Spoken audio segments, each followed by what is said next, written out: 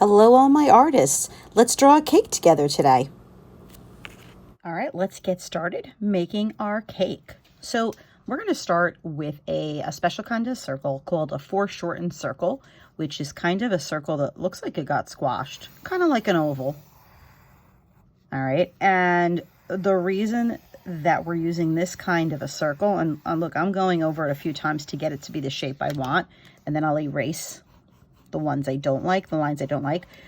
The reason that we're doing this is because a cake is a cylinder and it's round, and that's how we draw the top of something that's round that we only see a little bit of. It's called foreshortened. Okay, so we're going to use that foreshortened circle a couple different times for this. After you do your top of your cake, you're going to make a straight side on both sides, and then we're going to connect these two lines with a contour line that's the same shape as this foreshortened circle, the bottom of it.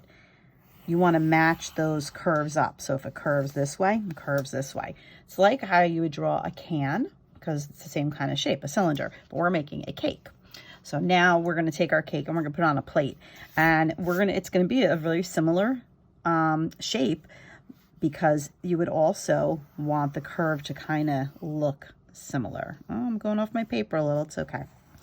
All right, so here's my plate. All right, so now we have what is going to become a cake. It is not a cake yet. We need to add some decorations and make it kind of fun, right? So I'm going to do some scooping lines or bumpy lines up here. I'm even going to, I'm going to do some down here, I think.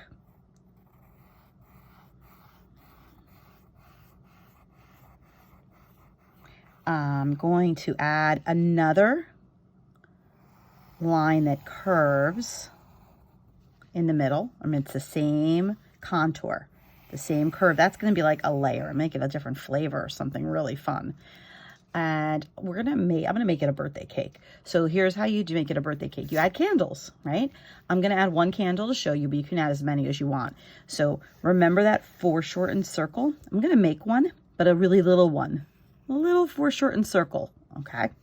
And then I'm going to add straight lines that are a little longer. Look, it's almost the same thing. I'm just making a skinnier one. And then I'm going to add that contour line. Now I did it with pencil. I'm going to go in and I'm erasing this.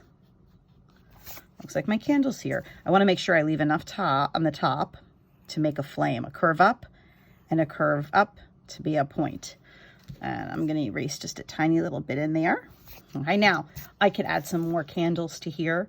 You could add some more decorations to here. It is totally up to you. You might want to add other details. I am going to make a line on one side of my cake to the edge of the paper.